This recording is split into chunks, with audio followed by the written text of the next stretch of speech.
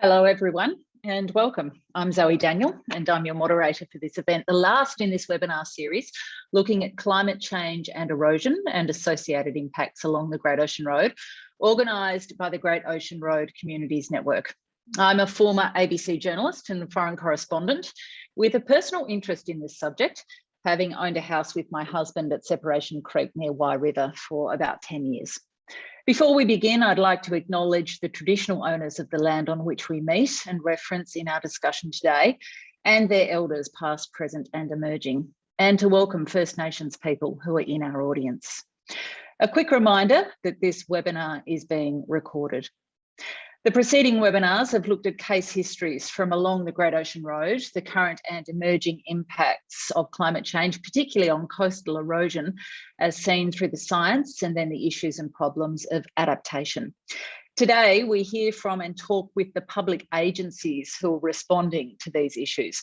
5 speakers from the Great Ocean Road Coast and Parks Authority, DELP, Regional Roads Victoria, Surf Coast Shire and Colac Otway Shire will all talk about their agencies' regulatory and practical involvement in responding to the physical, social and other changes discussed earlier in this series. And I'm going to ask each speaker to introduce themselves when they start.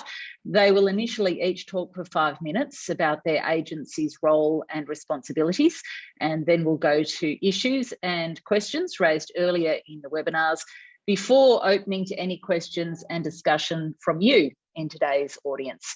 If you do have a question during this discussion, please do not hesitate to go to the Q&A function and type it into that screen so that I can pose your question to our panel.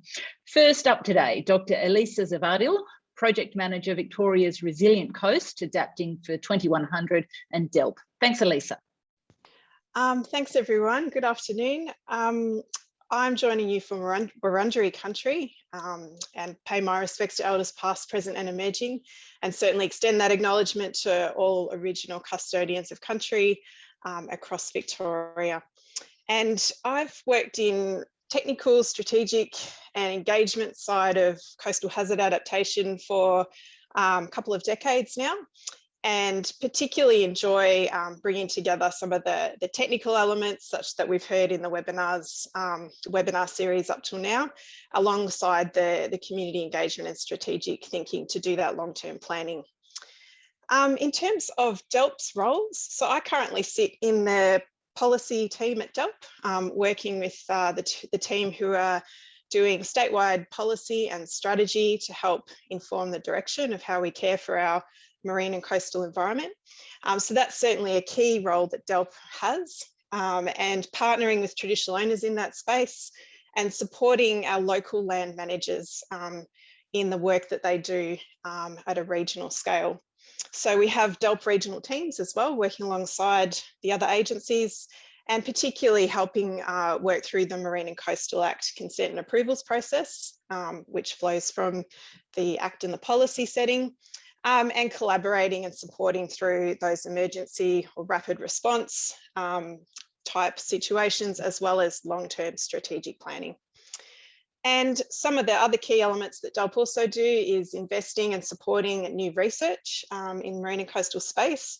So examples of that include the Victorian Coastal Monitoring Program that David Kennedy spoke about in the previous webinar, coastal hazard assessments, blue carbon research that Daniel Erosion spoke to in the previous webinar as well, and bringing all that sort of statewide data together. And you can see that data in the CoastKit data portal, which you can jump on and have a look at if you're interested. So that's just some of our roles, and certainly the big thing that's happened in recent years for Victoria is our new Marine and Coastal Act, followed by the Marine and Coastal Policy last year. And at the moment, the draft Marine and Coastal Strategy, which was recently out for public consultation. And this all builds towards that statewide vision for a healthy, dynamic and biodiverse marine and coastal environment that's valued in its own right and that benefits the Victorian community now and into the future. A couple of key things from the policy directions. The planning and decision pathway is one of the key foundations of the policy. And we now, in everything we do in the marine and coastal environment, we're looking to implement this pathway in the thinking and the planning and the delivery. So there's a 5-step process here to consider: acknowledging traditional owners' rights and aspirations, protecting and enhancing the marine and coastal environment, respecting natural processes, certainly recognising the dynamic and changing natural nature of our coastline that Dave Kennedy spoke to in one of the previous webinars as well, strengthening resilience to climate change, and using and developing sustainably. And in relation to coastal hazard risk, there's a couple of key directions in the policy around that. And certainly the first is recognising that erosion and inundation are natural processes that, you know, have shaped the dynamic and spectacularly diverse coastline that we have. They can create a hazard when they impact on how we use and value and enjoy the coastline. And that's when we would refer to them as a coastal hazard. In managing coastal hazard risk, the policy asks us to use an adaptation pathways approach. So that's thinking about from now to the long term into the future and what our decision points would be. And that was previously spoken about, that pathways approach, in the webinar series as well. And also considering our adaptation options in a certain order of intervention. So initially we want to consider if a non-intervention pathway is feasible, or when a trigger would be in the future to change that. Avoiding the hazard, avoiding placing new assets or things in hazard zones. Considering what nature-based methods we might be able to use. So these are using the creation or restoration of coastal habitats to manage coastal hazard risk. Accommodate style methods, resilient buildings and materials, relocatable assets, and then retreat pathways, where can we move things out of the harm's way in the future. And finally, a protect. So when we've considered what we can do in all those other spaces, then we can consider whether we're going to provide some additional infrastructure or protection works to manage that risk. And those directions are being applied through all different avenues in managing our marine and coastal environment across the state. And building on that, one of the key programs that we have at the moment is at Victoria's Resilient Coast, Adapting to 2100. And this is all about developing statewide approach and guidelines around that process of managing coastal hazard risk and building our adaptation pathways. The purpose of this program is to support local government and land managers to continue that adaptation process to climate change impacts, enable place-based and leading practice, bringing in some of the best practice that's happening nationally across Australia into our own guidelines and directions for Victoria, and enhancing our policy directions. So the statewide approach for this program is going to be developing a framework, a set of guidelines and some funding support and logistical support to help local land managers continue that planning and adaptation process in the future. And in all the things that DOLP is doing, we're continuing to work in partnership with traditional owners and local land managers who are caring for the coast as we continue to adapt to climate change. Thanks, Zoe. I'll leave it there. Thanks very much, Elisa. And don't forget to put your questions in the Q&A if you have questions for Elisa to answer at the end. For the moment, though, we'll move on to Jody Sizer, Chief Executive Officer of the Great Ocean Road Coast and Parks Authority. Thanks, Jody. Thank you for the opportunity to speak this afternoon. My name is Jody Sizer. As mentioned, I'm the CEO of the Great Ocean Road Coast and Parks Authority. I too would like to commence our presentation this afternoon by acknowledging the Wadawurrung as traditional owners and First Nations people from the lands of which I'm dialing in from this afternoon. In particular, I'd like to pay my respects to the elders, both past and present, and thank them for their knowledge and wisdom as it guides us along our way. Appreciate the opportunity today for the authority to come and speak to the role of agencies and authorities. And I think a great place to start when speaking to our role is to understand the why.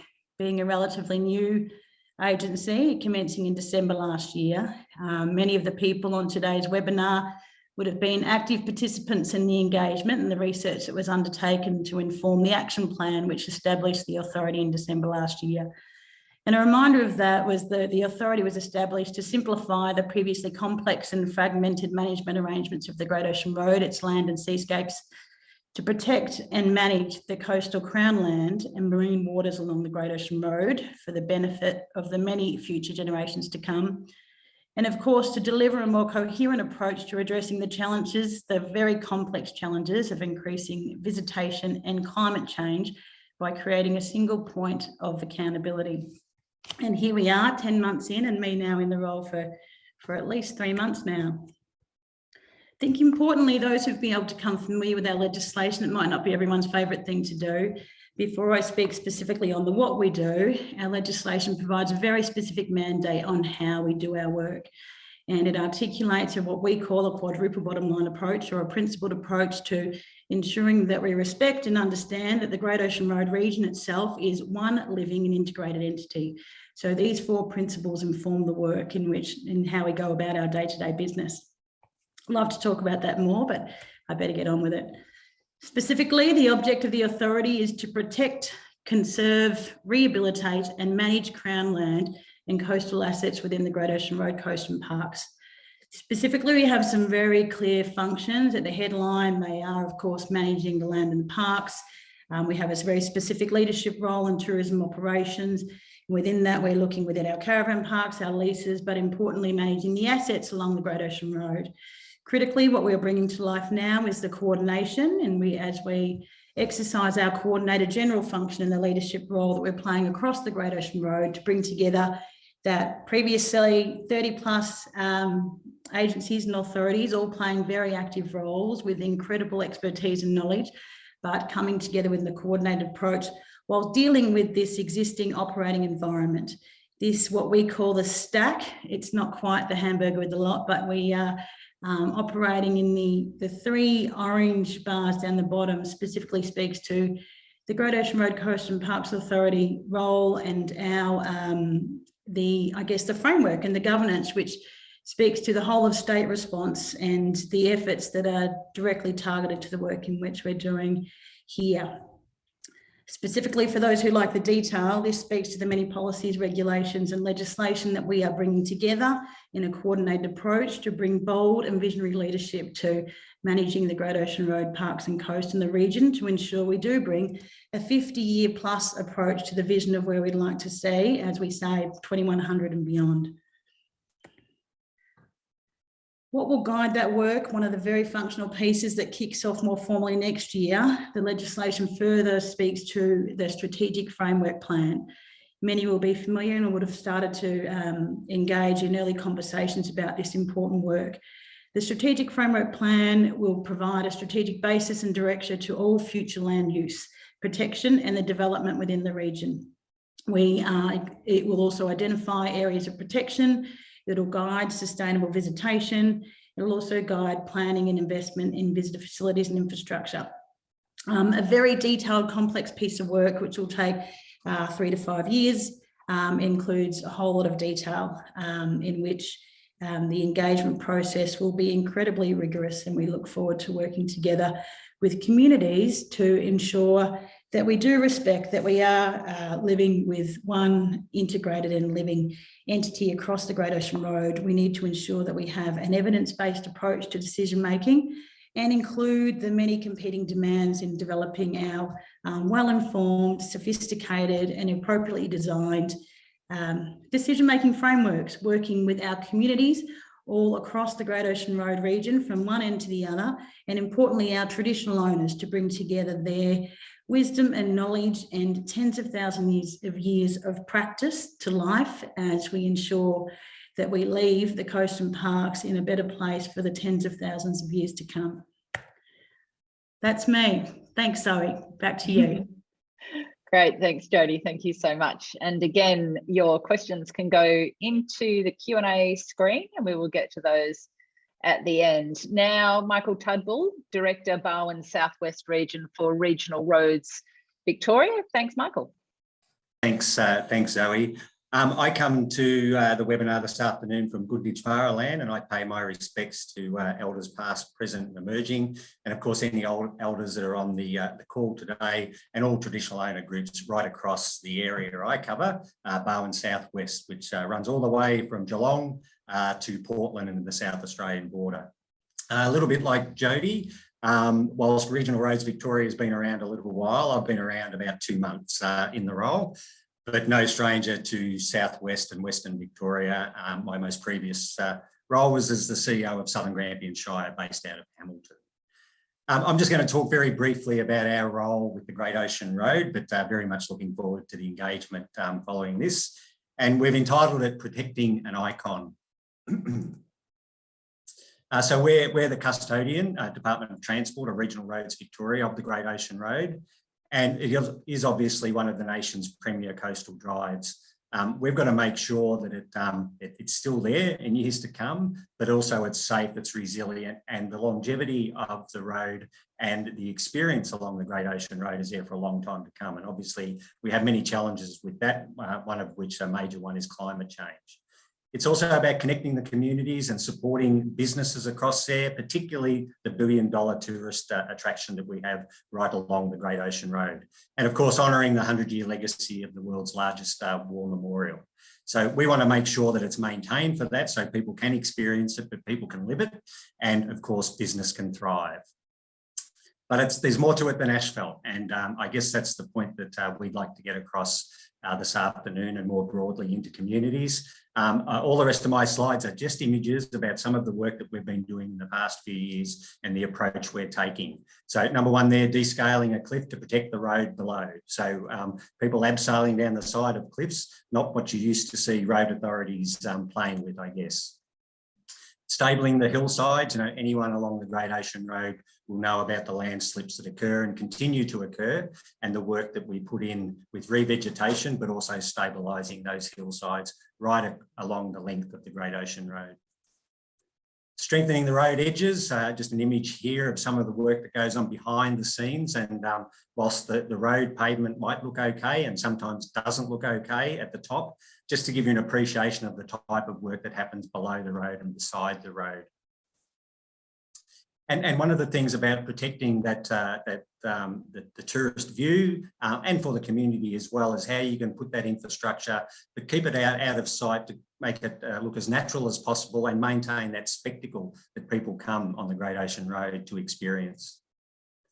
Cloaking vulnerable cliffs in the mesh to again, community safety, tourist safety, and to make sure that the road maintains its purpose of people travelling along it.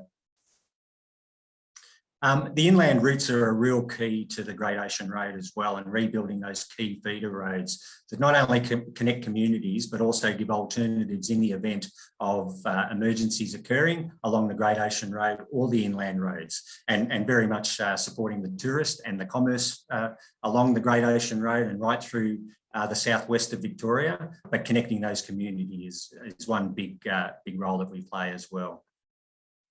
And then the focus that's been on the Great Ocean Road, particularly in more recent years, I think it's been there for a long time, but state and federal funding is contributing to the Great Ocean Road with a particular focus on its future. Currently, there's state funding of $255 million to mid-2025, and we have a team that's dedicated to the planning, the development, and then the works along the Great Ocean Road and the inland routes. It is all about the resilience of the road, as I said, and the strength of the road, and of course, safety, community safety and tourist safety. Key infrastructure that we're putting in now has life expectancy of many decades, and we're putting in place works that allow for climate change, that mitigate against some of the impacts that we're expecting, and of course the severe events that will occur, no doubt, in the future. Supporting that billion-dollar tourist industry, and as I said, connecting all that live on the road, and of course it's a key link for freight, industry and commerce. And that's me, Zoe. Terrific. Thank you very much, Michael. We're getting a few questions into the Q&A, which is great. A couple more speakers though first. Now, Rowan McKenzie, Manager, Environment and Community Safety for Surf Coast Shire. Thanks, Rowan. Thank you. So yeah, thanks a lot for having me. Apologies for that little tech glitch. Yeah, Rowan McKenzie is my name. I manage the Environment and Community Safety Department at the Surf Coast Shire Council. So the programs I manage are the public health, environment and emergency management programs. I am coming to you from Wadawurrung country, from beautiful Anglesey or Quackadola. And the Surf Coast Shire down here, southwest of Melbourne, Geelong, we Torquay, Aries Inlet, Lorne, not as far as Apollo Bay, Anglesey as well. But so we're pretty much the Great Ocean Road from Torquay to Lorne, with the Great Otway National Park forested area behind us and behind the Great Ocean Road, and then rural farmland further to the northwest of us.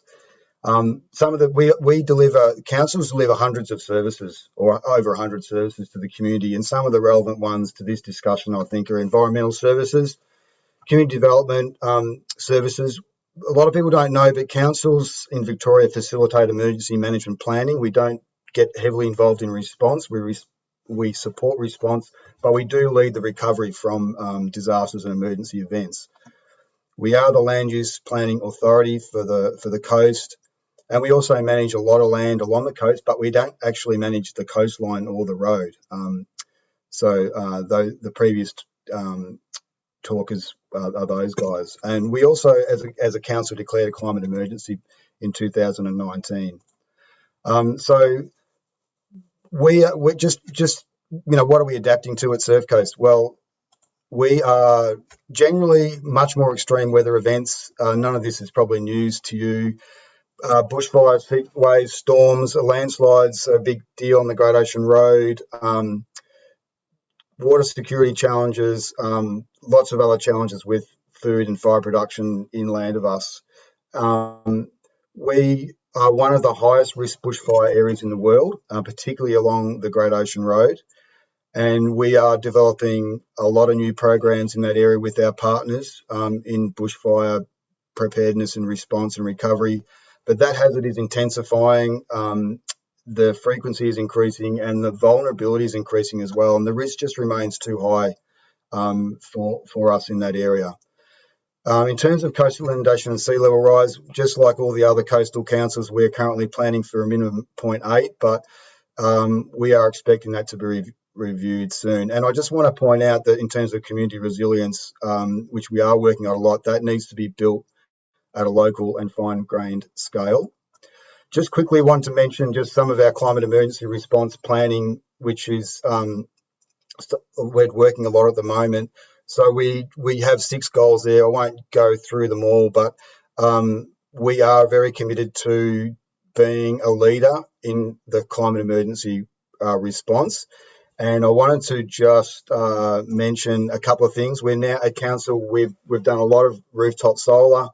We're 100% renewable energy now. All our electricity is renewable. We will be, interesting, our community was one of the lowest rooftop solar communities in the Barwon Southwest, now the highest. And just in terms of how quickly we can take action, our solar generation went from 6% to 14% or 15% in just 4 years from June 2016. So that's pretty amazing change. And we are going to be carbon neutral this year, certified under the federal government's Carbon Active program. So we're really excited about that.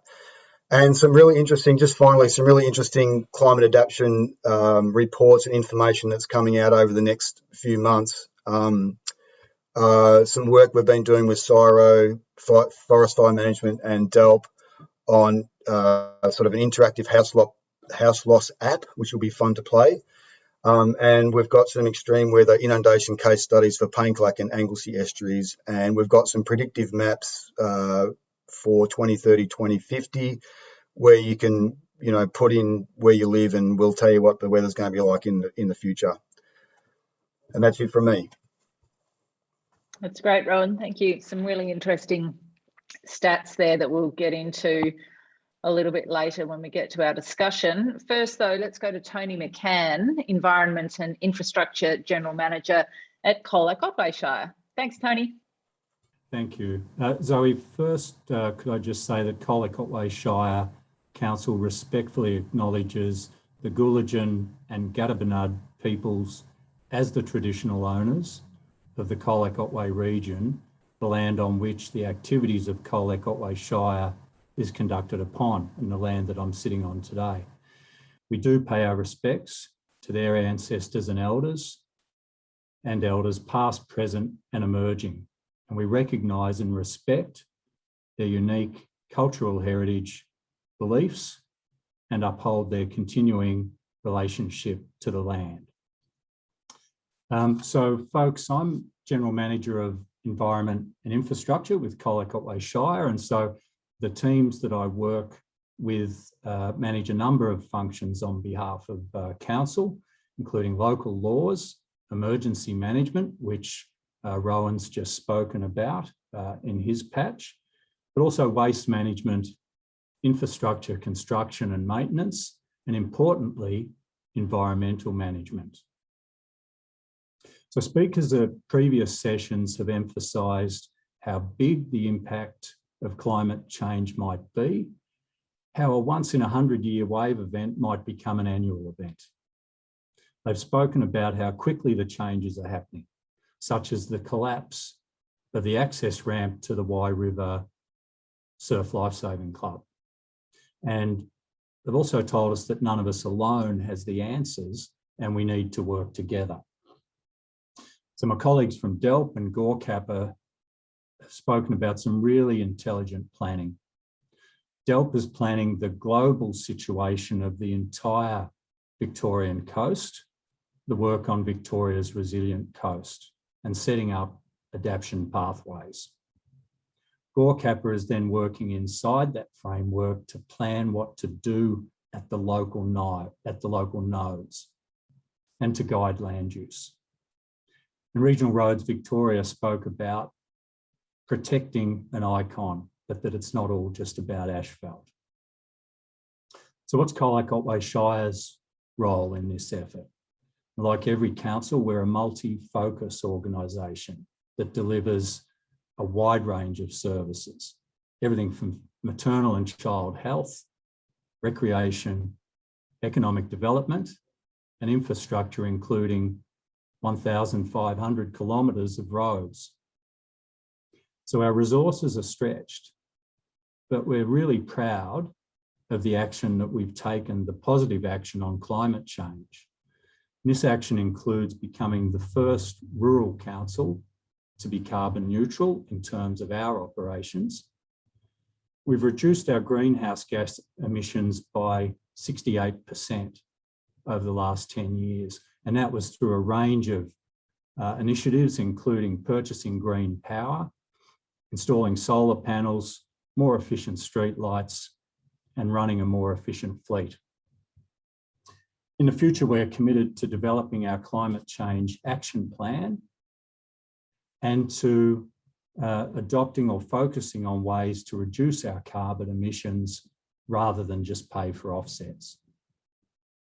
Now, we don't have land on the coast to speak of, and we only manage a limited portfolio of land, namely the Port of Apollo Bay, which we do on behalf of the state. But we do think that we've got a role to play in relation to coastal erosion, even though it's not our role to set the direction. And the key roles for us are collaboration and advocacy. So my colleagues today have spoken about the need for us in the public sector to collaborate more effectively, and I think we're getting better at that. The formation of GORCAPA was a really key piece of collaboration between both sides of Parliament, DELP, the coastal committees or the previous coastal committees, and the councils on the Great Ocean Road. And the creation of a single organisation to take responsibility for the strategic overview and coordination of the coast was a really big step. And Jody used the word accountability, which is really important. And I think we've seen some other great examples of collaboration on the coast recently. The development of a community infrastructure plan for Skeens Creek, Apollo Bay, and Marengo. And that was a collaboration between the agencies, but also with the community to develop a long-term master plan for each of those townships. And Rowan from Surf Coast has just spoken about the collaboration which happens in emergency management right across the public sector and with the community. So as well as collaboration, a key role for us is advocacy. This is because we're the level of government that's closest to the community, closest to the people. So we're listening to the community and then engaging with state government and federal government to help put or to help keep items on their agenda. And we've seen a couple of really successful advocacy efforts on our role in the last couple of years. The first one that comes to mind is the investment of $6 million by the state into the infrastructure at the Port of Apollo Bay. Renewal work that will keep that community facility operating for the next 50 years. And the protection works currently being completed on the beach at Apollo Bay, the groins and the revetment wall, another great example of collaboration. So from a Colac Otway viewpoint, we're committed to listening to our community, collaborating with our partners, and advocating to government for essential funding. For us, it's about collaboration and advocacy. Thanks, Zoe. Thank you so much, Tony, and thank you to all our speakers. If I could ask everyone on the panel to turn their cameras and microphones on, and we'll get to some questions. Firstly, some questions that have essentially been sparked by the 3 previous sessions, and then we'll take some questions from our audience today. The first question goes to responsibility around forward planning, which several of you have already referenced. Each webinar has emphasised that climate change and its coastal impacts can be gradual, but also at times can involve extreme events requiring a very rapid response. The situation at Wye River this year is a good example of that. And then the ideal way of handling this, of course, involves good forward planning and effective coordination between agencies. So Jodie, I might come to you first, given GORCAPA's set of responsibilities. How will that planning occur, and specifically, which agency will lead it with authority to ensure that other agencies, stakeholders and communities are properly integrated into that process? Well, the short answer, Zoe, thank you for the question. I had a feeling that was going to come my way. It's the short answer is that we're working closely with DELP in regards to the local coastal adaptation planning across the whole of the Great Ocean Road. This is all, of course, informed by the existing whole of state infrastructure that we have in the legislation and the marine and coastal policy. And as Alyssa pointed out, the work that we're doing with DELP at the moment.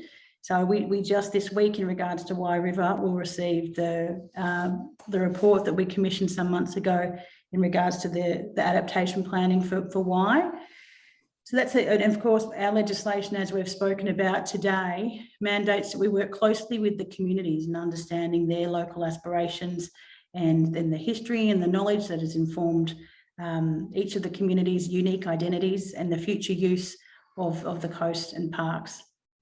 Elisa might want to speak more about the DELP policy and approaches for adaptation planning. Yeah, Elisa, I'd love to hear from you, from DELP's perspective on this issue. Sure, thanks, Zoe. Yeah, so as Jodie said, we support event-based and rapid response, support the local land managers in those situations. DELP certainly take a lead on the strategic statewide planning. So we have the policy that I mentioned, that's a 15-year vision and policy. And then we have 5-year strategies that align to delivering the policy. And that really provides the direction for planning around the emergency events as well as the strategic planning. And certainly the proactive strategic planning over time will reduce the need for event-based response as well, because we're being on the front foot about it.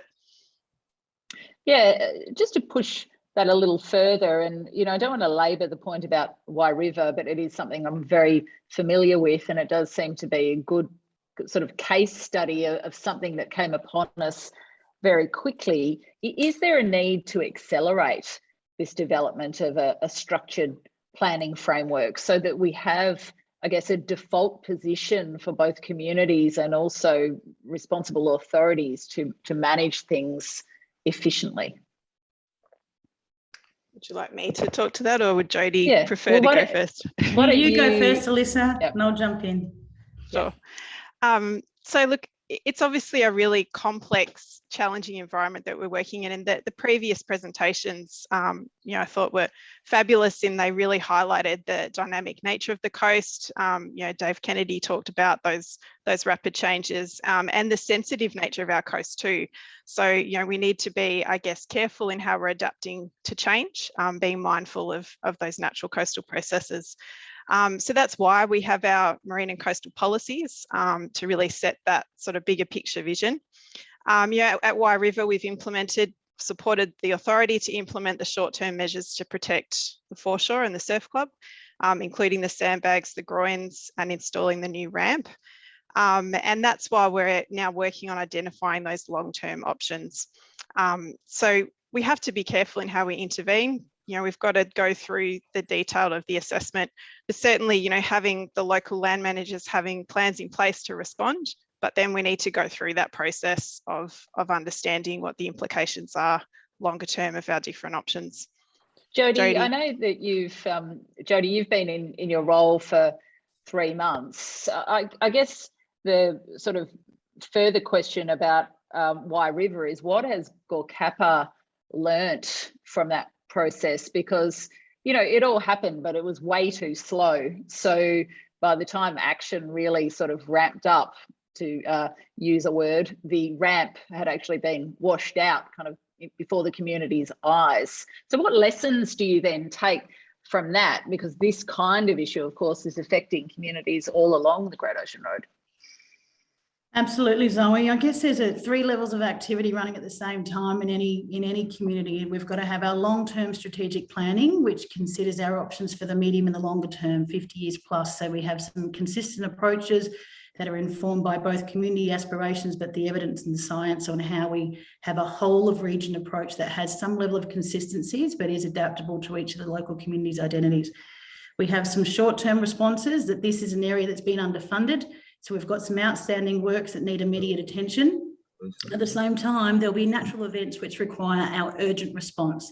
So the urgent response is also going to be informed by the evidence and the science and the policy of the day, but importantly, it's going to require a coordinated response in leadership to bring together the relevant parties who have the knowledge and the decision-making to collaborate, bring their thinking, engage with the community and come together with that decision more quickly than we did do in the Wye River instance. And within days of joining the authority, I was down at Wye River, and we can already see the improvements in the placement of sandbags. We had some complications in that too, Zoe, that in the COVID response, we didn't have our stocks of sandbags up and it took longer. There were delays that we have learnt some lessons for in that instance. But a good case example is how we work together in collaboration with the Parks, Vic and DELP in our response to Demon's Bluff, where through our geotechnical scanning, we're closely monitoring that situation. And whilst we had the closure of Demon's Bluff, through that collaboration, that leadership response, we made the decision early to enforce a permanent closure of Demon's Bluff to ensure the public safety. So we can get on, we're actively working to get a whole of region response where we have got these immediate needs on an instance by instance basis, while next year kicking off the greater strategic framework planning process, which will have very active and critical community involvement. I want to come to the local councils. Both Rowan and Tony mentioned things that I think are really relevant. Tony, you talked about having more of an advocacy role, and I'm just wondering if you could flesh that out a bit. You know, what more could councils be doing in that space? And I've asked this in part as a community volunteer who's been involved in that process at Wye River and has found the whole process pretty head-splitting at times. So how could councils help that? Yes, thanks, Zoe. I think for us, sometimes it's about things rising quickly enough to the top of the priority list for us, because you know, council offices are a busy place. And looking back on that Wye River one, I think that, you know, we could have sort of put our shoulder to the wheel quicker on that one as well. There's been other issues where the collaboration between the public authorities has been has been really speedy and has got a job done for us. And I think, I think to an example in Apollo Bay, where the solution has been a little bit messy, where a walking track along the top of the dunes was washed away through erosion. And we've managed, by collaborating with regional roads and with DELP, to get a temporary walking facility on the shoulder of the road, which is doing a job. It's not 100% by the textbook, but we're moving people safely.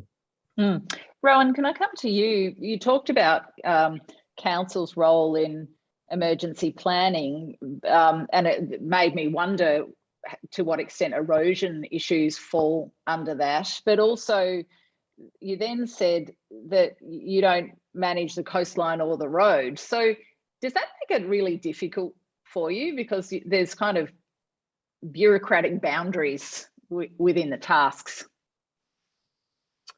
I guess there's always bureaucratic boundaries, I think, and they're important in a way to understand. The way emergency management works in Victoria is there's generally a lead agency for events, and then the other agencies support the response.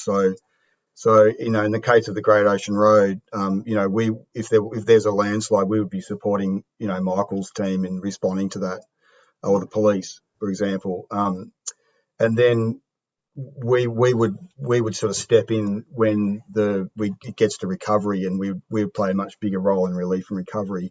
But it's really not difficult. We do work. It can be difficult at times.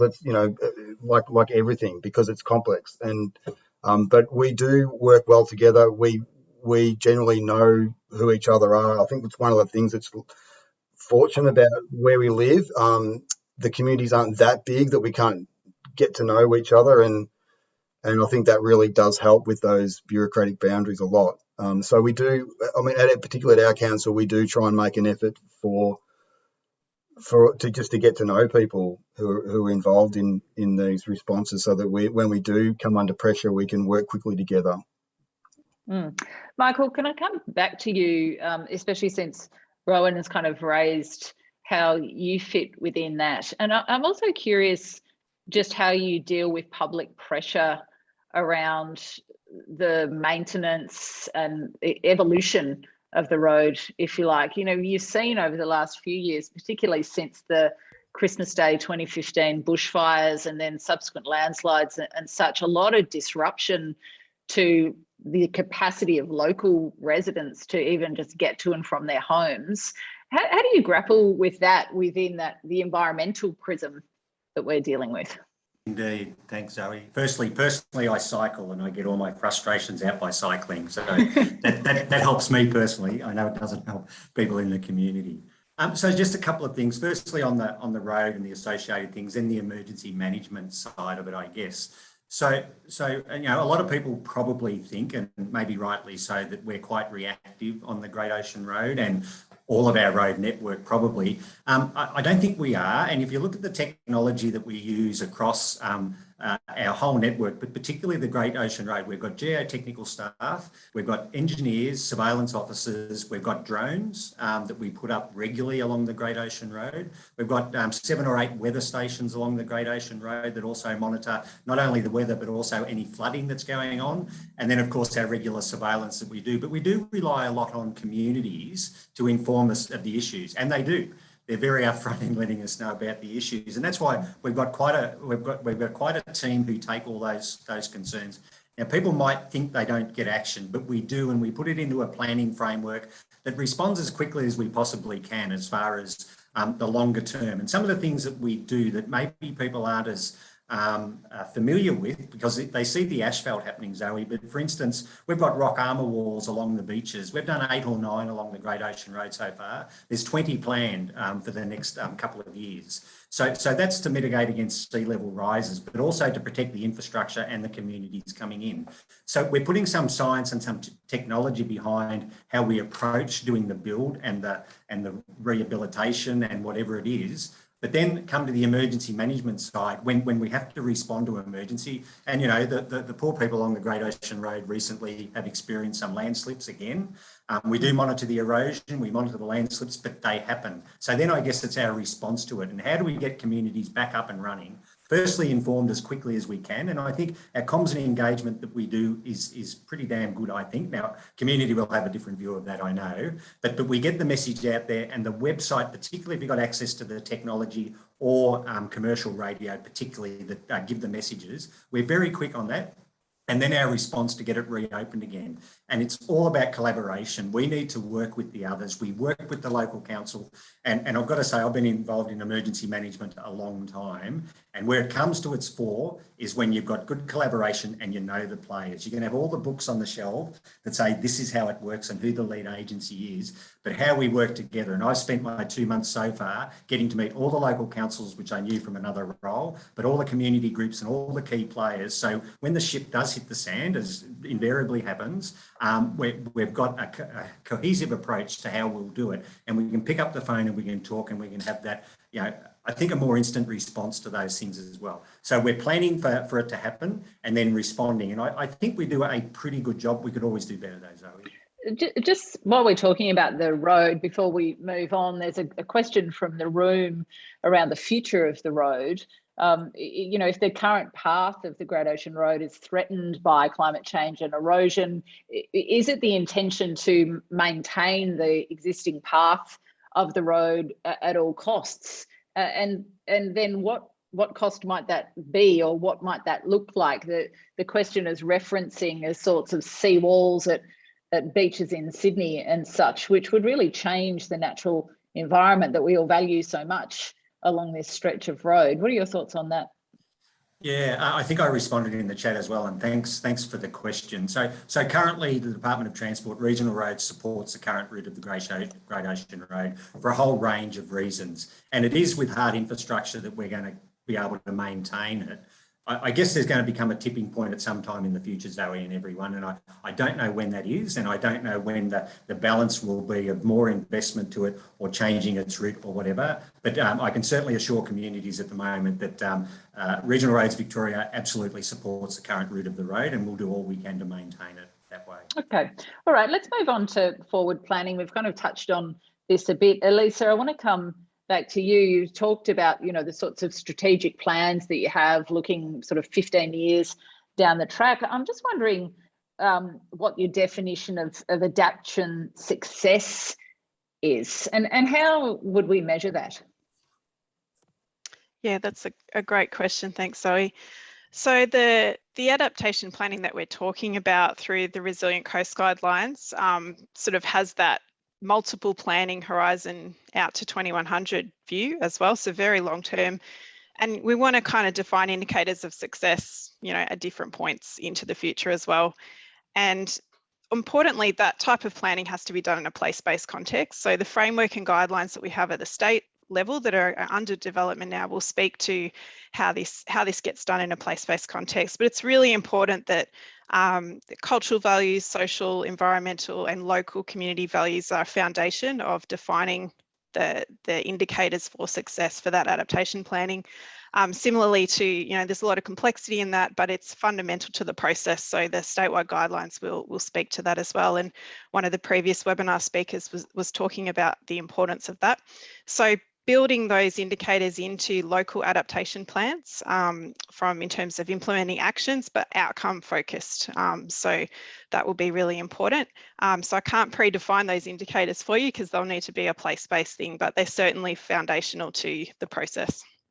Yeah, and Jody, I presume you have something to add to that as well, but I also sort of want to follow that with a question that's come through on the chat around the different legislation that we're all working with. So, for example, how the act that sets up GORCAPA relates to the Marine and Coastal Act, then how those things relate to the National Parks Act, and then as decision makers, how you decide which one is subservient to the other, and how you then navigate that process, especially in a situation of urgency.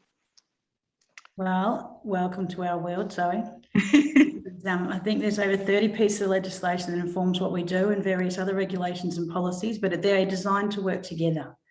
And that's part of this coordination effort from ministers to our departments and to us on the ground are designed to work together.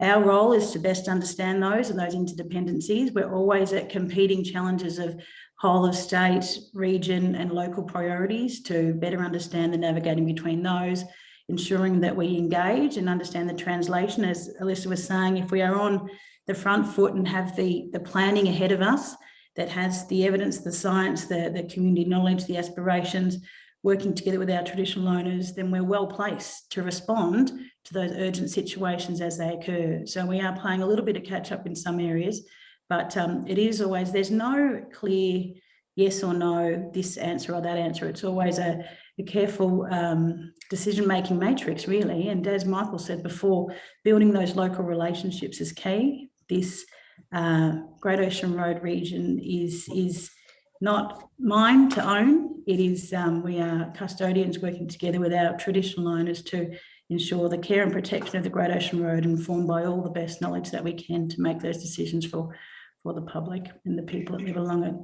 So do you, as the CEO of an organisation that's been set up to manage this place, and I accept that you're new in the job, but do you think you're empowered enough to do what you need to do nimbly as required? Because, as we've seen even just over the last 12 months, things are sort of happening perhaps more quickly than we would have hoped. That's right. Well, it's a challenge, but absolutely. I think that the legislation provides us with the mandate. The importance of building these relationships. Relationships are informed by trust. We need transparency. We need to commit to do what we said we would do, and we're new. So there's a lot of skepticism about the possibilities of what might happen in a worst case scenario. We need to deliver. And I think we've always said that the proof's in the pudding, in the action. We can make all the commitments and have the mandate via legislation, but what we will be judged on what we do in our time. Sometimes things happen quickly within the environment, but the longer term approach is what we have our eye on, and the relationships are critical to that. So as long as we continue to invest in that, Zoe, I feel confident that we are well placed and have the authority to deliver on our mandate.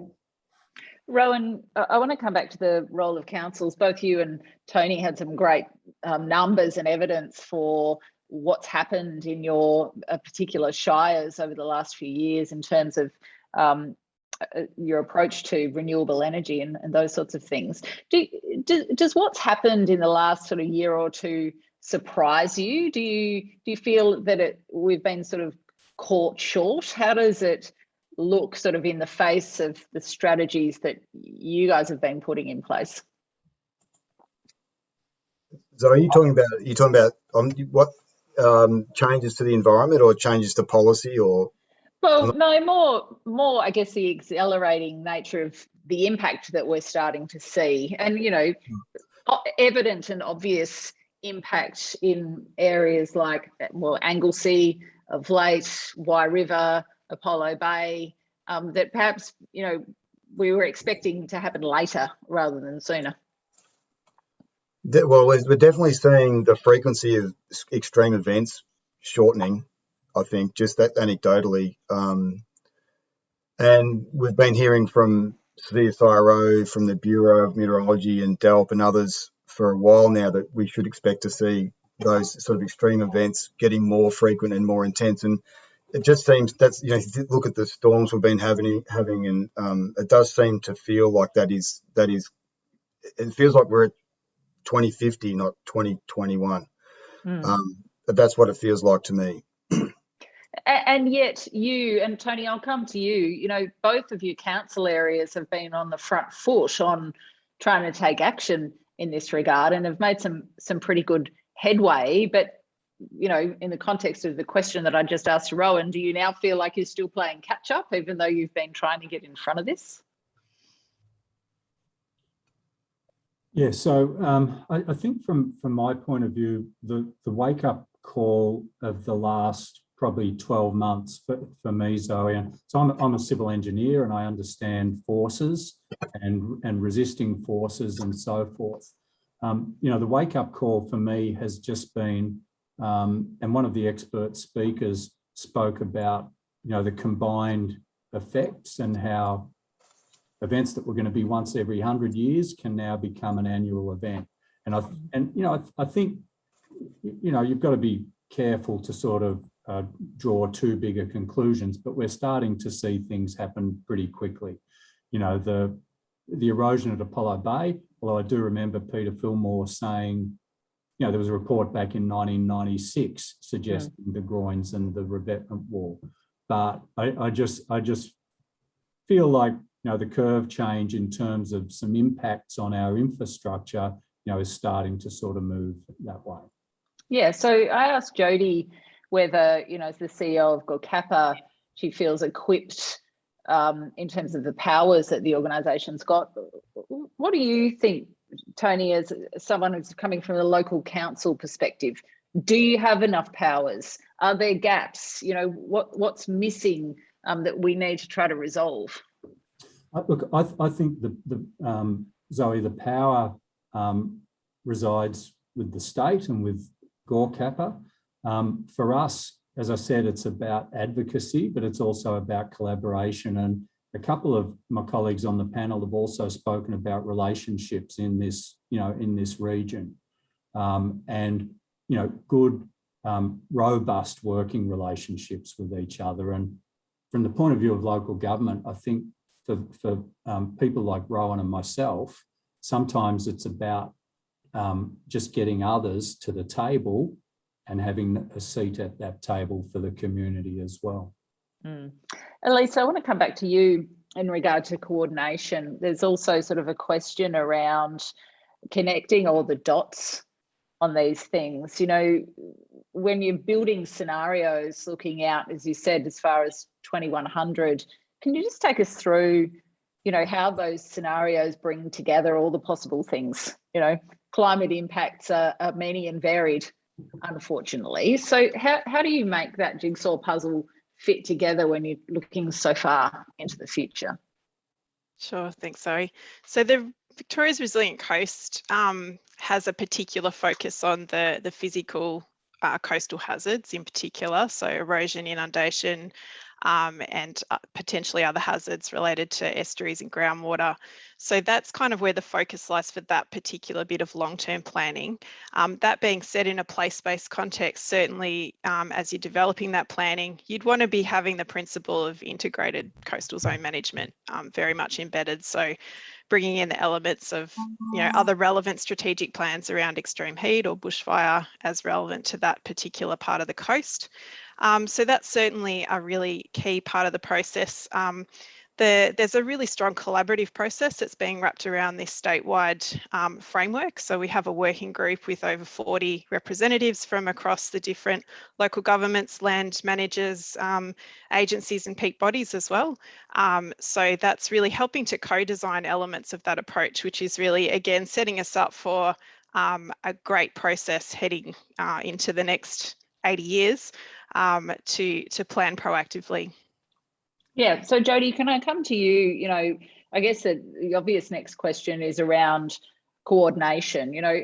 Who's identified as being in control to make the decisions, especially in an emergency, and also delivering the investment in systems to reduce some of the longer term impacts that we've talked about. Is that clear cut enough? Well, I don't think so, in short, just yet. I think that there's some clear responsibilities. There's a lot of people that have come together putting significant works together to get us to this point in time. And whilst we do focus on some of the challenges, there's a lot of good news stories and good efforts that have been put in place. That investing in that whole of region planning hasn't been done enough, ensuring that we are giving due consideration to all of the options and scenarios, because it is not likely that at every event we'll get everyone to agree on what the decision that's made, but to every effort that we can bring people along the process rather than working with, sharing the evidence, the information, the science, commissioning new works and research where we are, but also balancing that with being aspirational and ensuring a sustainable approach to the whole of the region. We don't want to compromise, certainly, that statement that was made at any cost we need to create the spaces to have what is it that we want the Great Ocean Road to look like in 50 years and beyond, to be able to have those conversations, determine that once we come from a solid position with something as such as the strategic framework plan, the local plans that sit underneath that, we'll be able to move more quickly and boldly forward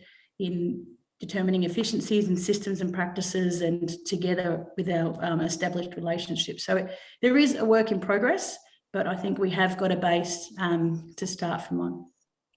So just to a question from the floor around GORCAPA's remit, it speaks to the focus on the management of public land, which is obviously what GORCAPA has a remit to do. Yet, of course, the trajectory of visitation, the impact from that is substantially affected by private land use and commercial investment as well.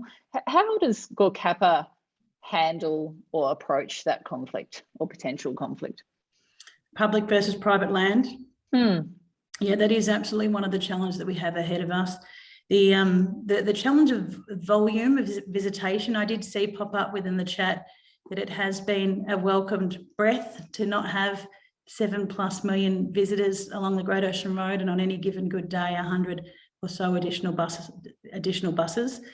Our approach with the land in which we manage is to ensure, our existence, our mandate is for all revenues that we generate, what is generated from the land, to be reinvested back into the land, the parks and the coast. So we have an obvious clear mandate over the lands in which we manage. Working together with lands that are owned privately will require working relationships, bringing together other parties that have responsibilities in planning and other portfolio areas that we don't have remit over is critical, and bringing together solutions that are consistent to those broader 50-year visions will be our approach.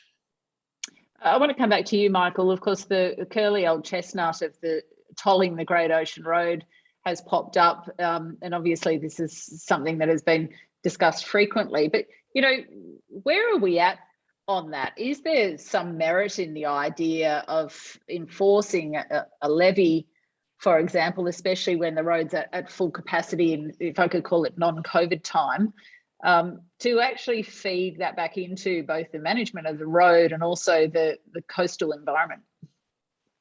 To be a brave public servant who made government policy on the run, Zoe, I can tell you that. And I did answer in the chat about a bus levy. So the government has been very clear previously about no new tolls, including the Great Ocean Road. But I am aware of some press in recent times and plenty of discussion about it. And I guess an answer that I'd put out, an answer and part of a question. What is a sustainable funding model for the Great Ocean Road going forward? And I don't know the answer to that. I think it's all of us working together on that with communities as well, because there'll be a community cost one way or the other. If there's extra charges put on anything, someone ends up paying in the end, and whether it's a business pays something more or a bus company or whatever it is. So I think it's a conversation that needs to be had about what is a sustainable funding model going forward. I think that's about as good as I can do, besides valuing my 2 months in the job. Fully understand. It's a very curly little issue. I'll come back to you, Tony, because there's a question about how the various authorities communicate with the various local councils, and you talked quite a bit about the importance of collaboration. Just tell us, how does that actually work? This questioner says that they're particularly interested in erosion and also infrastructure in assisting communities in an emergency situation. But how does that information flow actually look in terms of your interactions with each other? Yeah, thanks, Zoe. Really good question. Just before getting to this meeting, for instance, I came out of a municipal emergency management meeting, which we have quarterly, which has all of the response agencies like police, fire and so forth, and we work through an agenda to make sure that we've done, as Rowan pointed out before, done the right planning that we need to do. But we, Otway Shire has since the Great Ocean Road Authority started, we have regular meetings with them, with a set agenda and building up those relationships, but also getting hot issues onto the table so that we can work through those. So that's a sort of a formal meeting at CEO and general manager level. And they're proving to, early days, but they're really proving to be productive. The same with Regional Roads Victoria. Michael and his team have formal meetings, again, at CEO level and GM level every couple of months, where we can feed up into that scrum, if you like, what we're seeing on the ground. And I guess the role for us in all of this is we're hearing things from the community, and hopefully we can, we hear it first in some cases, so we can feed that into the machinery of government. But overall, I think it's, we always need to improve, but I think we're really sort of making some big steps at the moment. Rowan, what are your thoughts on that? Well, I guess, in the government, we talk a lot, that's for sure. And we talk to each other a lot. It happens at lots of different levels. And, apart from those things that Tony mentioned, which are really important, formally, we have formal systems in place, which in a way forced us to talk. But we've got, for example, I think Jody will be coming to talk to our council in a couple of weeks about the changes that are occurring. So there'll be a number of councillors, Surf Coast councillors I know are actually attending this forum. So we're talking all the time. We don't just talk to ourselves in our own organisations. We collaborate particularly with Corangamite and Colac Otway Shires for bushfire planning, and we almost operate those three councils. We almost operate as one entity when we do our planning for that issue. So I don't know. It's probably we could always do better, and I think this kind of forum is really innovative and great, and I think that does really get us working together. We actually had some little meetings before this, Zoe, just to get to know each other and sort of work out what we're going to say. And so, we're doing it. This is a daily part of our job is trying to understand, and what others are doing and to try and share what we're doing. And so we work well together. Yeah. So, I mean, it's topical to then move on to another question in the thread around sustainable tourism. This questioner said most of the speakers have referred to sustainable tourism, but is there actually a shared understanding of its meaning, especially in the context of more frequent climate-based challenges? Now, we heard from Michael that, the idea of tolling the road is just a little bit too challenging, but what's your sense in Surf Coast Shire about the sort of definition of sustainable tourism and actually how to do that given the popularity of the location?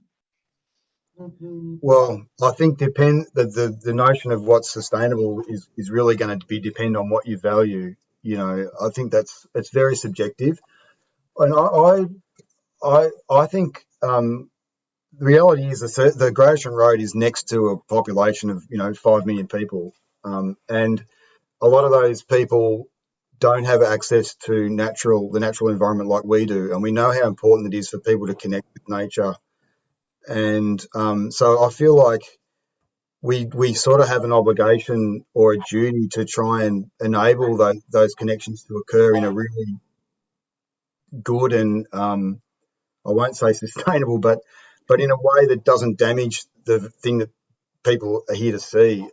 Look, I've been involved in the management of Bells Beach for a long time, and I know that there's people in the forum who love Bells dearly as I do, and that's been a big question for us at Bells. How, and you look at the things like the car park there. It's a big bitumen lump on the top of a beautiful cliff, and I'd rather that wasn't there. But if it wasn't there, the cars would collapse into the sea. So I think. I think for me, it's about understanding what you really, really care about and what's really important, what's the most things we have to look after, and then trying to manage the demands that are going to be placed on them. It's got to be about adaptation too, because it's just changing so quickly. And I think GORCAP's role is going to be super important in how we manage that going forward. So really looking forward to Jody working that out for us. It's a very big job, and I don't envy you that, Jody, but I want to come back to you in a moment. I'll go to Elisa first, though, because Rowan raises this issue of adaptability and sort of potentially having to accelerate that adaptability. What's the process for reviewing existing regulations, updating them, changing them, making them more relevant to evolving circumstances? So in general adaptation context, Zoe, or on the user experience side of the question? Well, I mean, I think the question goes to how do you make adaptation timely? How do you make it respond as the circumstances are potentially happening more quickly than the changes to the framework, if you like? Yeah, great question. Thank you. I think look, in general, the pathways approach is a really important tool that helps us do that.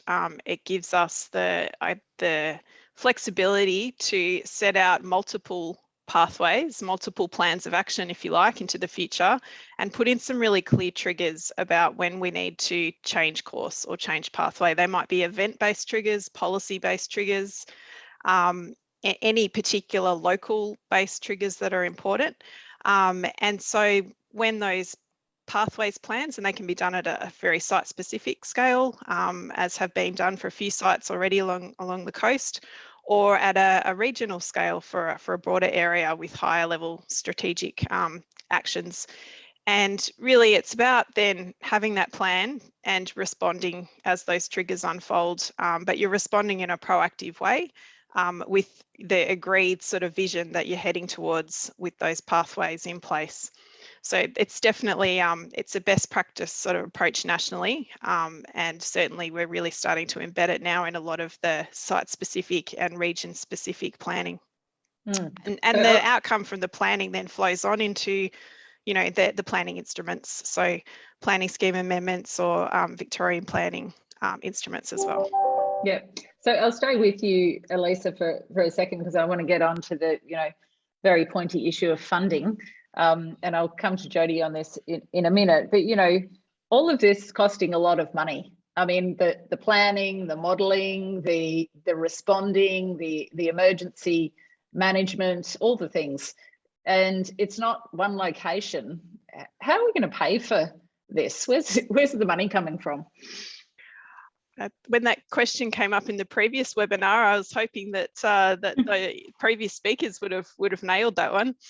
Look, it's super complex, as has been discussed, and certainly budget decisions happen at a ministerial level, and there's competing needs for the state budget. In terms of financing options for coastal management long term, so we have an action in the draft marine and coastal strategy at the moment around looking into financing models for long term for the coast. So there's definitely the intent is recognised to progress that. From an adaptation perspective nationally, the best practice funding models tend to be shared investment models with the relevant agencies. So often a state and local government partnership or agency partnerships to pool the funds to do the planning that's in everybody's interest to do. Jody, I'd like to come to you on the issue of funding. And I mean, correct me if I'm wrong, but I sort of feel like this is quite a big issue for an organisation like GOCAPA that's been sort of put in a position of having to manage things, but perhaps doesn't have its own budget to throw at things. How do you see that funding sort of situation working? Yeah, I can feel all roads leading to me in this conversation. Well, our team, and we're very fortunate. I think it's important to focus on what we have, that in this conversation, the enormity of the task ahead, the importance of the task ahead is really highlighted. But I think the great opportunity, we've already made a significant step forward The creation of the authority of itself is part of a broader reform package. It's based on years of research, consultation and evidence. We already in the authority have 130 plus staff, and they're brilliant. We have coastal engineers, we have all the skills that we require at this point in time, but over the next 3 years, our second bill will come into full effect and we'll be growing at a rapid speed. We are unique in our legislation that for the first time ever, we now have the opportunity to create a whole of Great Ocean Road approach. We have everyone talking to each other. We have a really clear, strong legislated mandate that for the first time has a quadruple bottom line approach, respecting the knowledge of our local communities, respecting the knowledge and wisdom of our traditional owners, and all this amalgamates into this, great pot of opportunity that does cost money, and it is going to come to points in time where we are going to have tough conversations to decide the way forward, and the time that's required, the knowledge that's required to invest in that will be resource intensive. What's also unique about the authority model is we are self-funding. So whilst we're talking about levies for the Great Ocean Road, there are already licenses and models that exist to bring revenue into the organisation. We manage currently 8 and will soon manage 15 caravan parks along the Great Ocean Road, and all of our dollars are generated to reinvest back into the Great Ocean Road. We can't do all of the works on our own, so we will be looking to raise funds together with opportunities that do come out of Spring Street, whether that's for capital or specialist projects. And we all know in a competitive environment, these things come about more successfully when we have an evidence base, when we have collaboration, when we exercise our relationships. So that is absolutely part of our role together, is bringing this together. I think bringing where we need to have those tough conversations, not being shy to go in to do that, but being well informed. And I ask that whilst there's a lot of anticipation and enthusiasm for us coming on board, I just ask for a little bit of patience as we get out there. I'll be definitely travelling as frequently as I can up and down the Great Ocean Road as COVID now lets me, to have as many introductory conversations with all that have invited. And I apologise for those that I haven't been able to get to just yet. But building ourselves to be well placed to access what funds we can and ensure that we are mindful of investing in our self-sustaining business model where it's really unique. It's a great opportunity, and the sophistication in the modelling is really incredible. We should be really proud of the opportunity that we have. Is it also, though, sort of automatically capped? Does that mean that if you're sort of having to compete for grants, for example, and you have, only a specific base of funding that you're working from in terms of what you can generate, you're always going to be scraping around looking for funding to deal with an ever increasing set of emergencies? We're not in the process of scraping around. We've got in as far as our operations go, but I think when it comes to specific projects to target challenges, that we will be involved in targeted and in annual budget bid processes to, I think if all the priorities of all the communities across the Great Ocean Road were met, we would have a pretty hefty bill. We want to develop with the future in mind, but we don't have all the dollars at this point in time to meet all of those aspirations. But from our operations and the future operations, our future modelling is very sound on those operations. But by opportunity and instance by instance, we will be in competitive processes. There's no doubt about that. We can't just have a wish list and think that we're going to have everything we need. So on that basis, do you think that community expectations around what you can do are realistic? I look forward to hearing the community expectations, that we all have one thing in common, that is to care for the coast and parks. But I've seen some of the information that's available about what some people would like to see across the Great Ocean Road. There's competing interests, there's different ideas of what the future state looks like, primarily in caring for the coast and parks. I absolutely feel confident that we're going to be well placed to do what we need to do. How far we can take that in addressing some of the more significant infrastructure needs, then we will need to be looking at those on a case-by-case basis and engaging in competitive processes with our partners. And can you talk to me, while I'm still with you, about stakeholder and community engagement? And, I asked Elisa about the sort of nimbleness of changing to strategy.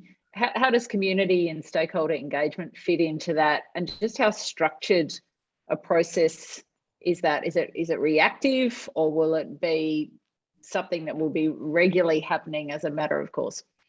Bit of both, and that's what I've spent the last 10 years of my work doing, and working with communities across Australia and internationally in community-led change for transformational change. We are building our engagement strategy as we speak, but I think there will be a combination of both. Some fixed structures where people can engage in a face-to-face forum.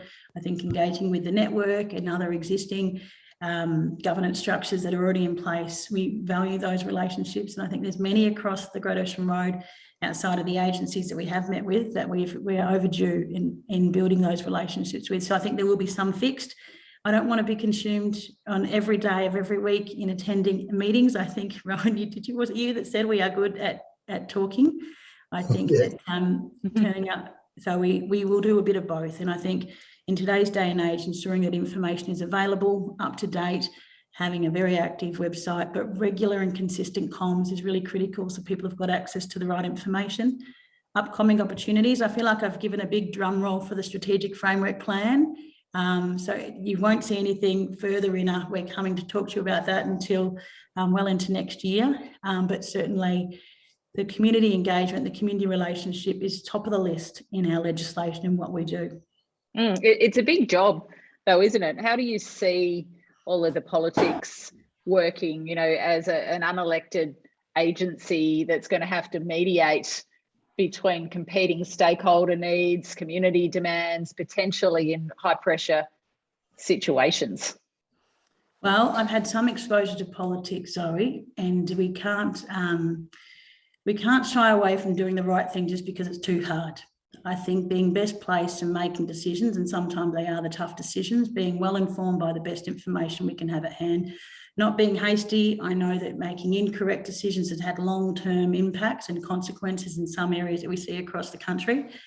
So getting the best information available that aligns to our long-term vision, bringing all along so we can have those challenging discussions. I've been exposed to some already, and I'm certainly aware that we can't please everybody. We're up for that. That's why we're here.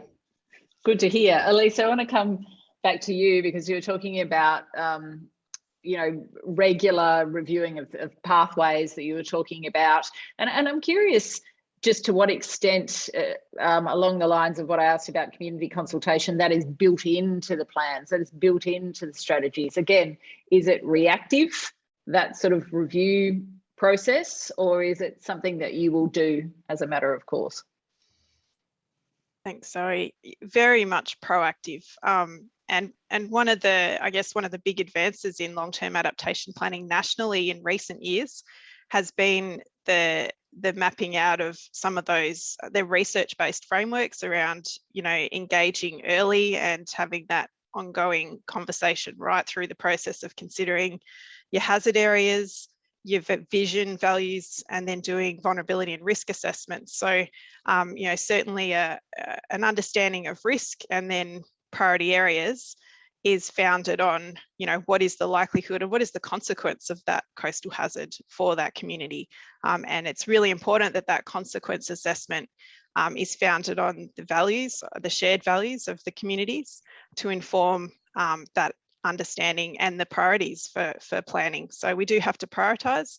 But again, we prioritise with our pathways in place, and then we review proactively as we go along into the future. So the framework, very much is there to support that proactive process and, support local land managers with that into the future. And just further to that, how do you incorporate local knowledge into that planning process in a meaningful way, in particular reference to Indigenous knowledge and history? Yeah, so at the development stage of the framework itself at the moment, which is where we're at the state level, we have a partnership approach with traditional owners, so actually helping define the coastal hazards that we're talking about, define the values and risk process that needs to happen in a place-based context. So having that direction from the start from our traditional owners, and then in the communities, having the community values right at the start of the process. So not sort of running through the technical work and then coming in and having the discussion. It does happen right at the start. So there's a very specific process that's being wrapped around that, that's been tried and tested nationally. So that'll be there for the guidance. Well, it's been a great chat, everyone, particularly timely series of webinars, I think, given the national and international conversation over the last few weeks. And we really appreciate you all taking the time to think about this and to spend some time with us today. Our panel's been Elisa Zavedel from DELP, Jodie Sizer from Golkappa, Michael Tudbull from Regional Roads Victoria, Rowan McKenzie from Surf Coast Shire, and Tony McCann from Colac Otway Shire. Really good to talk to you all. We appreciate it so much. Thanks everyone in the room for your questions, and this session has been recorded. If you would like to share it or refer back to it, please do so. Thank you so much all, and have a great day.